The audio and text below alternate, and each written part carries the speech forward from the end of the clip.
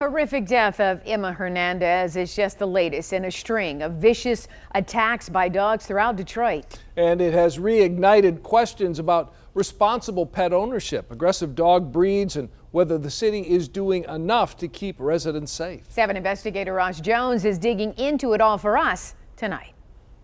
A 9-year-old girl. She didn't have much of a chance. A 4-year-old boy. The dogs dragged the child behind the fence. A postal worker. A disabled man. The dogs literally were eating him alive. Why does this keep happening? Last year alone, 460 dog bites were reported to Detroit Animal Control.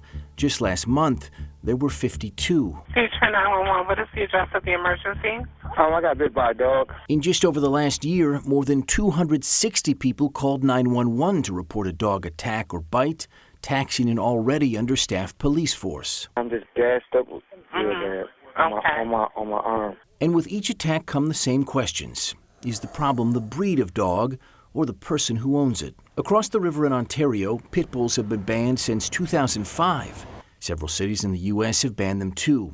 And even private businesses like Delta Airlines said recently that pit bulls wouldn't be allowed on their flights, only to be reversed last week by the Department of Transportation. And this is a dog problem. This is not a pit bull problem. Christina Rinaldi is executive director of the Detroit Dog Rescue and says it's bad ownership, not bad dogs, that leads to aggression in animals. Dogs that are chained up 24/7 who have no socialization, dogs that are unconfined, those are issues. Those are human issues. Statistics show that it's not one breed at all. When Detroiters do report vicious dogs to authorities, they turn to Detroit Animal Control.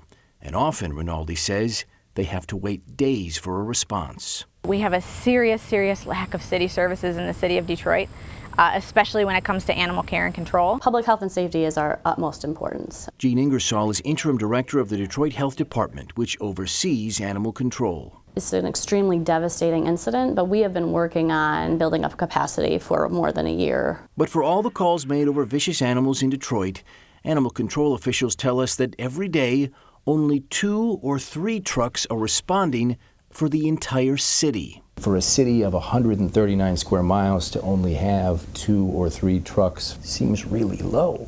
What would you say to that?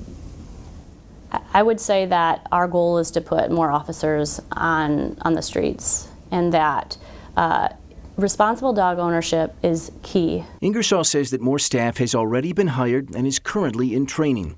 By October, Animal Control plans to double the number of officers on city streets.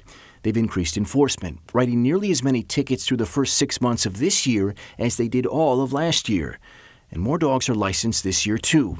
Because of that, the city reports the number of dog bites has slowly fallen about 5% since last year.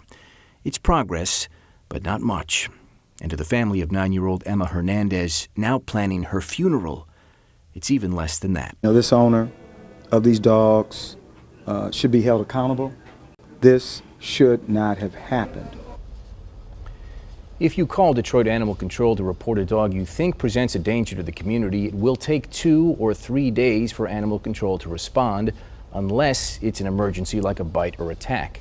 In that case, Animal Control says you should call 911, as more than 200 people have in the last year alone.